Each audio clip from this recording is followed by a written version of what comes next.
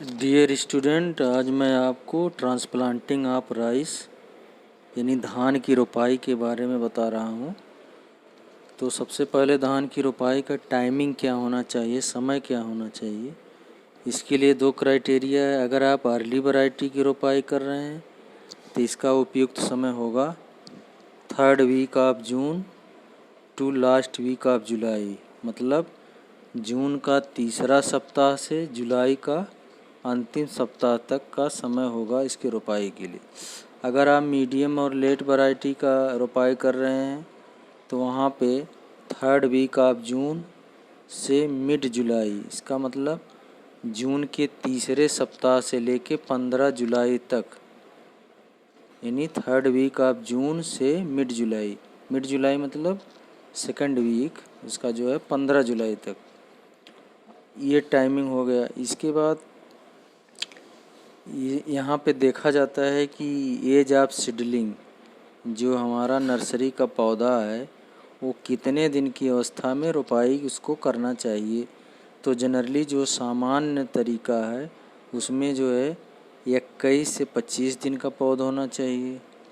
अगर आप देसी वैरायटी की रोपाई कर रहे हैं या लेट में रोपाई कर रहे हैं तो पौधे का उम्र यानी सीडलिंग एज 30 से 35 दिन का होना चाहिए। अगर ऊसर भूमि में रोपाई की जा रही तो एटलीस्ट 35 डेज, यानी सीडलिंग एज कितना होना चाहिए, एटलीस्ट 35 डेज। इसलिए यहाँ पे हमने मोर देन 35 दिन का मतलब हो गया 35 दिन से कम नहीं होना चाहिए, कम से कम 35 दिन का होना चाहिए पौधा। और अगर आप डेपोग, जैसा पहले बताया जा चुका है, डेपोग विधि से अगर आप इसकी नर्सरी तैयार किए हैं तो रोपाई के लिए पौधा 12 से 14 दिन में ही उपयुक्त रहता है। 12 से 14 दिन के पौधे को रोपाई करना चाहिए। यदि आप SRI मेथड जैसा कि मैं पहले ही बता चुका हूँ, सिस्टम ऑफ राइस इंटेंसिफिकेशन, ये जो है धान उगाने की एक लेटेस्ट तकनीक है, कम पानी में अधिक उत्पादन। इसमें क्या है कि 10 से 12 दिन का पौधे ही रोपाई करने के लिए उपयुक्त होता है। अब आ गया, ये तो हो गई पौध की उम्र है, एज ऑफ सीडलिंग। इसके बाद आता है स्पेसिंग या अंतरण। इस अंतरण का मतलब है, जैसे मान लीजिए कोई प्लाट है, वहाँ पे ये लाइन से लाइन की दूरी हो गई, ठीक है। इसके बाद इसी लाइन पे वो पौध लगाया जाता है।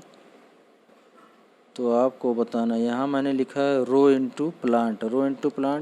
रो का मतलब ये लाइन से लाइन की दूरी, ये दूरी अगर 2 लाइन है तो इनके बीच की दूरी ये रो का रिप्रेजेंट करेगा। और इसी रो में अगर हम जो ये पौधा लगाए हैं 1 2 3 4, तो इन पौधों में आपस में क्या दूरी होगी वो प्लांट रिप्रेजेंट करेगा, वो नहीं पौध। तो जैसे मान लीजिए नॉर्मल फर्टाइल सॉयल है, यदि सामान्य उर्वर भूमि है तो उसमें 20 गुणे 10 सेंटीमीटर, 20 गुणे 10 सेंटीमीटर का मतलब इन लाइनों के बीच की दूरी कितनी है, 20 सेंटीमीटर। और ये पौध जो लगा है लाइन पे, एक पौध से पौध की दूरी कितनी है, 10 सेंटीमीटर, ठीक है। तो 20 गुणे 10 का मतलब रो टू रो, एक रो से दूसरे रो की दूरी 20 सेंटीमीटर, और उसी रो पर पौधे से पौधे की दूरी 10 सेंटीमीटर। अगर मोर फर्टाइल सॉइल मतलब अधिक उर्वरा वाली भूमि है तो क्या करेंगे, वहाँ टिलरिंग अधिक होगा, वहाँ पे कल्ले अधिक निकलेंगे, तो उस केस में क्या करेंगे, पौधे से पौधे की दूरी को बढ़ा दिया जाएगा। जैसे 20 गुणे 15 सेंटीमीटर यहाँ लिखाया गया, 20 गुणे 15 सेंटीमीटर। इसका मतलब रो टू रो या लाइन से लाइन की दूरी 20 सेंटीमीटर और पौधे से पौधे की दूरी 15 सेंटीमीटर कर दिया गया। इसी प्रकार यदि आप देसी किस्मों की रोपाई कर रहे हैं तो वहाँ पे आप रो और पौधे का दूरी बराबर रखेंगे, यानी 20 गुणे 20। लाइन से लाइन की दूरी ये भी 20 होगा और पौध से पौध की दूरी भी 20 ही होगा। उसी प्रकार यदि SRI system of rice intensification विधि से रोपाई कर रहे हैं, धान की खेती कर रहे हैं, तो वहाँ पे क्या होगा 25 × 25, वहाँ लाइन टू लाइन 25 होगा और इसके बाद हर लाइन पे पौधे से पौधे की दूरी भी 25 रखा जाएगा। तो मैं समझता हूँ ये क्लियर हो गया। इसके बाद है रोपाई की गहराई। रोपाई की गहराई मतलब डेप्थ ऑफ ट्रांसप्लांटिंग, कितनी गहराई में मिट्टी में जो है पौधे को गाड़ा जाएगा। तो इसके लिए 3 से 4 सेंटीमीटर, ये हो गया डेप्थ। अब आता है नेक्स्ट, पौध प्रति स्थान, एक स्थान पे कितने पौधों को रोपाई करना चाहिए। तो सामान्य रूप से 2 से 3 पौधों की रोपाई की जाती है, लेकिन यदि हाइब्रिड या एसआरआई विधि से आप रोपाई कर रहे हैं तो केवल एक ही पौधे को लगाएंगे। इसी प्रकार यदि लेट रोपाई कर रहे हैं तो लेट रोपाई करने में क्या होगा कि टिलरिंग कम होगा, कल्ले कम निकलेंगे, इसलिए पौधों की संख्या बढ़ा दी जाती है। तो वहाँ पे 3 से 4 पौधे की रोपाई एक स्थान पर की जाती है। अब आ गया अंतिम 2 लाइन मैंने लिखा है कि नंबर ऑफ हिल्स पर स्क्वायर मीटर, 1 वर्ग मीटर।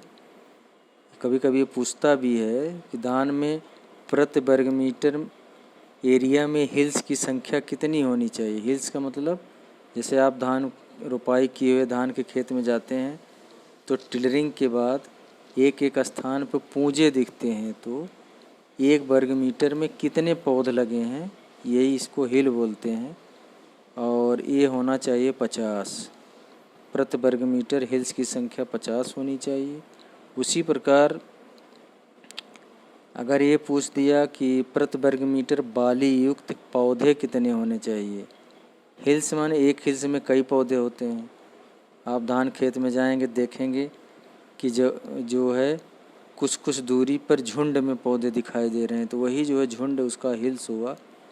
तो हिल्स में कई पौधे हुए। अगर पूछता है 1 वर्ग मीटर में कितने बाली युक्त पौधे हैं तो वहाँ उत्तर होगा 500। तो इसको आप ध्यान से इसको कई बार पढ़कर देखकर और अपनी जो नोटबुक बनाए हैं, जो रजिस्टर बनाए हैं उसमें ज़रूर लिखिए। और यह एग्ज़ाम के लिए बहुत ही महत्वपूर्ण है। Thank you.